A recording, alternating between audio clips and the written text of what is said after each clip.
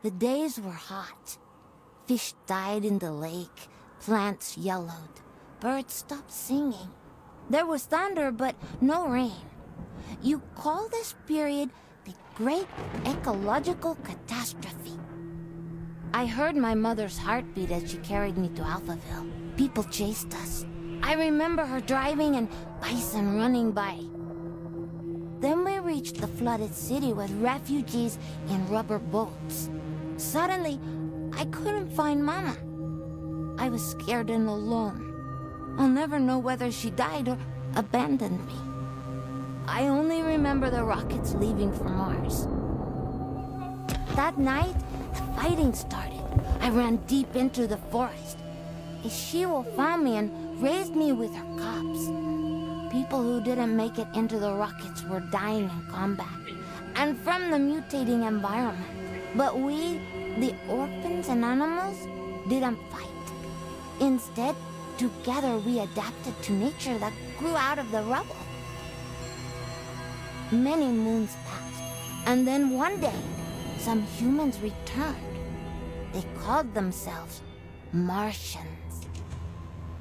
They flew around, dressed in yellow. They went hunting and played golf. I would steal their golf balls for fun. It really upset them. Then one day, I found a dead Martian. I took off his helmet and put it on. There was music playing in it. After years of only speaking wolf, I listened to the Martian radio and learned human language again. After the group left, one full moon later, I was chasing a tasty bug when another spaceship with new Martians arrived. It soon became clear they were trouble.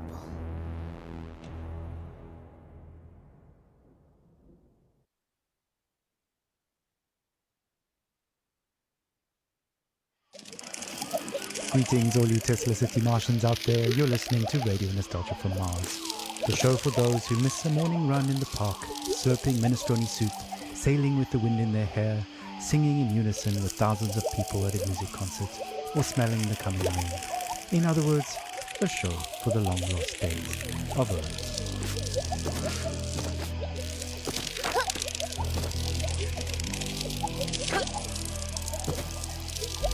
I'm the son of Noah.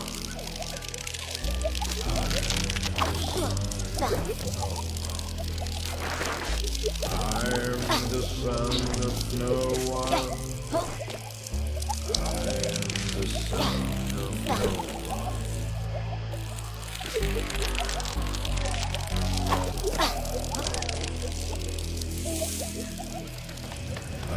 Mutant of tomorrow. Got no time for sorrow. I found become a stag, antlers with no yellow pad. Left to my own devices, used to work.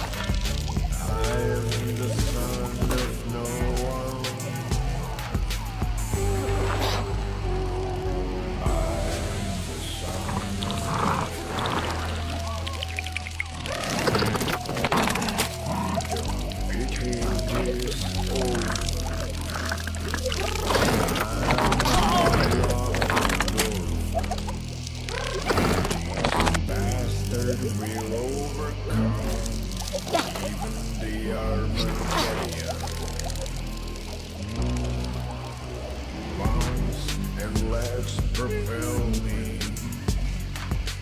You cannot buy or sell me. I move through life like water. No one's son, no one's daughter. I am the son of no one, the son of no one.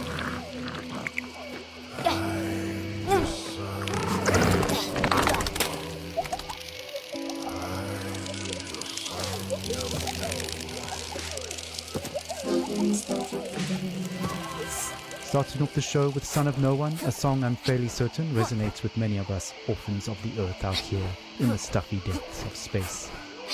Speaking of stuffy air, please don't attempt to open portal windows to let some fresh air in. It's unbelievable that we have to mention this, but we're living in pressurized domes, people. Breathing recycled air is just the new normal. In totally unrelated news, the memorial of Baroness von Wullenschütz will be held in private, and her family asks gold diggers and paparazzi to respectfully stay away from the funeral ceremony being held in the Section C cafeteria on Deck 3 at 7 p.m. Dome time. Alright, on with the show.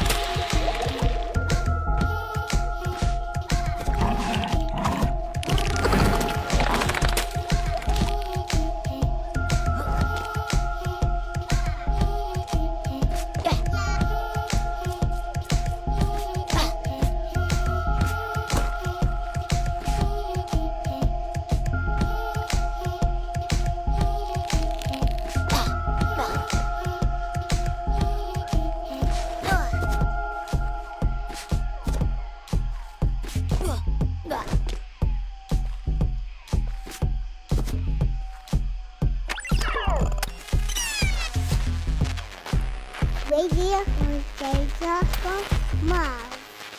Ah, a little toddler pop there, taking us back to the days of late-stage capitalism at its finest. Child labor never sounded so sweet. On that note, it's time for another story, a look back at life on the open road, and a look forward to the long road ahead. Stories, memories, the good old days, original sources, authentic tales, hope, inspiration, drama, radio nostalgia from Mars. Crying while riding a Harley Davidson is the actual meaning of life. I'm curious. I tried to recreate that feeling here on Mars. So I took a Tesla City Delivery EVA for a spin on the Phoenicia Plains, but it's like driving a janky VR simulation. It made me miss riding my motorcycle, my Jolene, even more. At 35, for 30 days in the blistering heat of July, I took a 4,600-mile trip across America. We set off from California, we zigzagged up and down the country, and covered 18 states all the way up to New York City, where I was to take over my father's company. During the trip, the biggest surprise for me was how much of my thinking was practical. Even banal, I just focused on staying alive at 70 miles an hour on two wheels with crazy winds buffeting me in all directions. So while my mind was this constant barrage of compulsive thoughts, those thoughts were generally practical.